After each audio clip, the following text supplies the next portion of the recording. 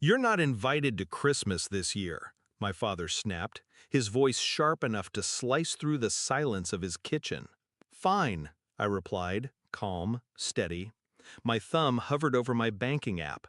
In that single breath, I quietly transferred the $10,000 I'd sent him for the holiday back into my account.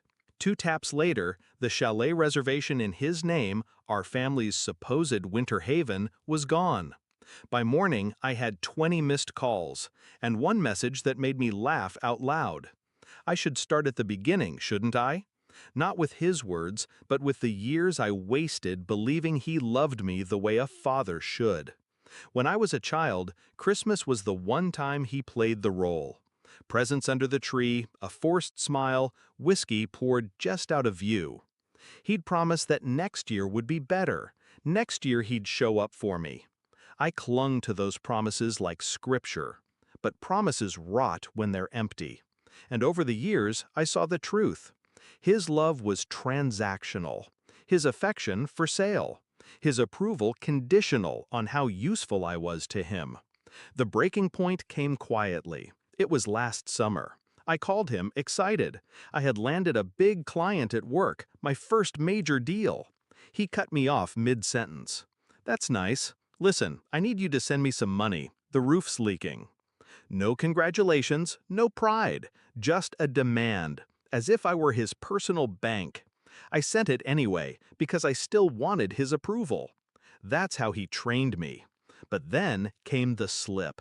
A cousin posted photos online, my father standing on a brand new boat, drink in hand, grinning ear to ear. The caption?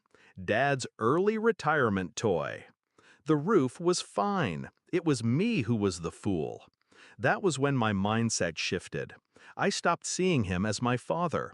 I started seeing him as a liability, a manipulator, a man who thrived on power over me. And power, I realized, could be taken back. So I waited, patiently. Every text, every call, every favor he asked, I said yes. I kept receipts, transferred funds, made reservations, smiled through clenched teeth. I became the dutiful child he thought I still was. But in the background, I was building something else. A quiet arsenal. Bank statements, screenshots, recorded calls.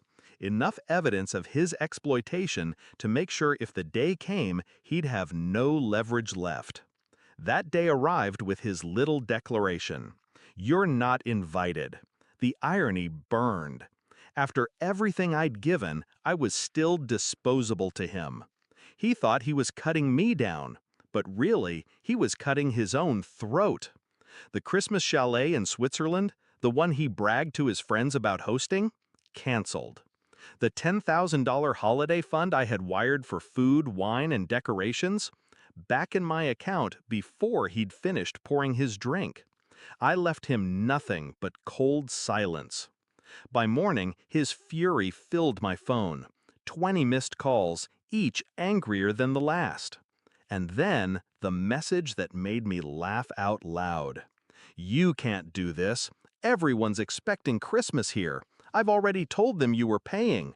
They'll know it was you who ruined it." I laughed because it was perfect. For once, the humiliation wasn't mine to carry. He showed up at my apartment 2 days later, red-faced, sweating, eyes wild with desperation. He didn't knock, he pounded. "Open the door, damn it!" I let him in, calmly sipping coffee, every detail of the scene arranged for maximum effect. Papers spread on the table, his bank transfers, screenshots of his requests, photos of his boat, dates, amounts. His entire con laid out like evidence before a judge. He froze when he saw it. His eyes darted from paper to paper, panic unraveling his bravado. "What the hell is this?" he demanded, voice cracking. "This," I said, sliding one page closer to him, "is the history of you using me. Every lie, every theft, every manipulation. I kept it all." His mouth opened, but no sound came out. "You thought canceling Christmas was punishment," I continued, "but you never understood. I was already done with you. I was just waiting for the right moment to let you feel it. I watched the fight drain from him, watched the realization settle in. He had nothing left to hold over me. No money, no control, no pride to stand on. For once, he was the one left begging. Please, don't show this to anyone. I'll make it right. Just don't ruin me. I leaned back, savoring it. The silence stretched until it was unbearable. Then I gave him the final cut. I'm not ruining you. You did that yourself. I'm just not cleaning up after you anymore. He left that day smaller, deflated, a man stripped of his illusion of power. And I, for the first time, felt light. Christmas came and went. He spent it alone, from what I heard. Meanwhile, I booked a solo trip with that same money. A quiet cabin in the mountains, no family, no manipulation. Just peace.